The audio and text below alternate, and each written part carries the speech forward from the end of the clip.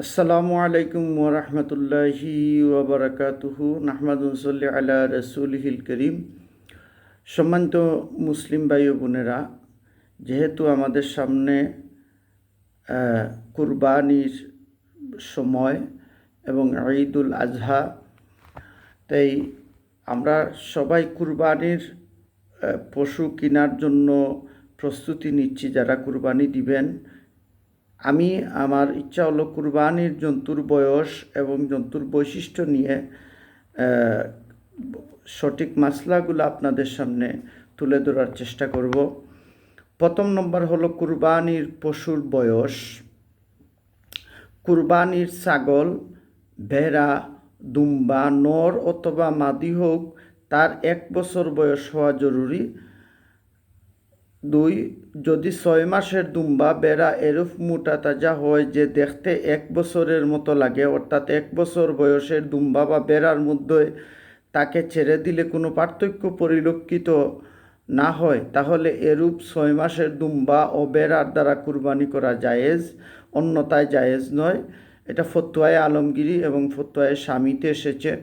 বকরি যতই মোটা তাজা হোক না কেন, তার 1 বছর পূর্ণ হওয়া জরুরি।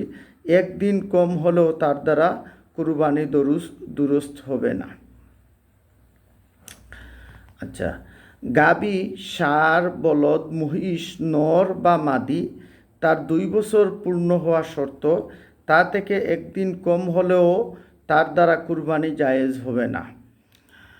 উটের ক্ষেত্রে উটের বয়স 5 বছর পূর্ণ হওয়া জরুরি। তার 1 দিন কম হলেও তার দ্বারা কুরবানি জায়েজ হবে না, ফতোয়ায়ে শামি। জন্তু বিক্রেতা অর্থাৎ পশু বিক্রেতা যদি পশুর পূর্ণ বয়সের কথা বলে আর দেখতে এটা সত্য বলে মনে হয়, তাহলে তার কথার উপর নির্ভর করা জায়েজ আছে। কুরবানির যে পশু, সেই পশুর বৈশিষ্ট্য হলো, কুরবানির জন্তু সর্বপ্রকার শরঈ দুষ্ত্রুটি হতে মুক্ত হওয়া বাঞ্ছনীয়। যে জানোয়ারের জন্মসূত্রেই কান নেই, তার দ্বারা কুরবানি নাজায়েজ। আর যদি কান থাকে কিন্তু সামান্য ছোটো, তাহলে তার দ্বারা কুরবানি করা জায়েজ হবে, ফতোয়ায়ে আলমগীরি। যে জন্তুর কান সোজাভাবে কাটা আছে এবং সাধারণ নিয়ম অনুযায়ী রয়েছে, তার কুরবানি জায়েজ। কিন্তু যে জন্তুর কান 1/3 অর্থাৎ 3 ভাগের 1 ভাগ বা তার চেয়ে বেশি অংশ কাটা, তার কুরবানি জায়েজ নয়, ফতোয়ায়ে শামি। যে জন্তুর চোখের 1/3 বা তার চেয়ে বেশি দৃষ্টিশক্তি চলে গিয়েছে, তার কুরবানি জায়েজ নয়, ফতোয়ায়ে শামি।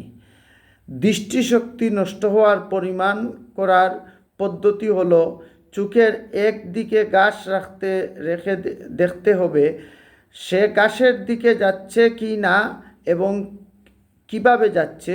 যদি ঘাসের দিকে এগিয়ে যায় বা মুখ বাড়ায়, তাহলে মনে করতে হবে তার দৃষ্টিশক্তি আছে, অন্যথায় নাই। 3, খুরা বা ল্যাংড়া জানোয়ার যদি কেবল 3 পায়ে চলে, অর্থাৎ চতুর্থ পা মাটিতে রাখতেই পারে না, অথবা শুধু পা রাখতে পারে কিন্তু তার দ্বারা চলতে পারে না, তাহলে এই পশুর দ্বারা কুরবানি জায়েজ নেই।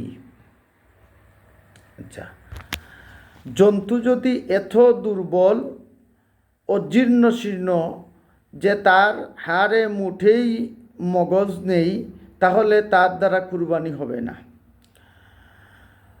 জন্তু অর্থাৎ পশু যদি এতই দুর্বল হয়, বরং নিজেই কুরবানির স্থলে হেঁটে যেতে পারে, তাহলে তার দ্বারা কুরবানি জায়েজ। যে জানোয়ারের মুঠেই দাঁত নেই, তার দ্বারা কুরবানি জায়েজ হবে না।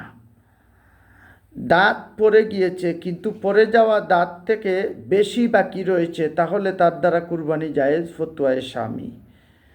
চুলকানির কারণে জন্তু যদি এরূপ দুর্বল ও ক্ষীণ হয়ে পড়ে যে তার গোশত নষ্ট হয়ে গিয়েছে, তাহলে তার দ্বারা কুরবানি দুরুস্ত নেই, ফতোয়ায়ে শামি।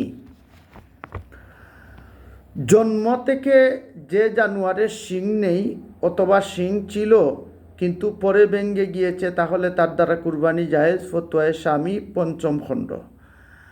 শিং যদি একেবারেই মূল সহ উঠে যায় তাহলে তার দ্বারা কুরবানি জায়েজ নেই।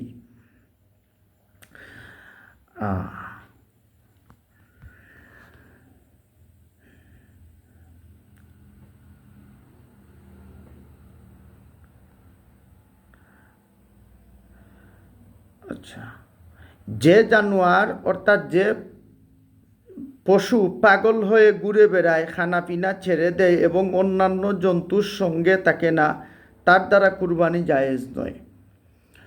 এভাবে কোনো জন্তুর জিহ্বা কেটে যায়, খাদ্য খেতে খুব অসুবিধা হয়, তার দ্বারা কুরবানি জায়েজ নয়।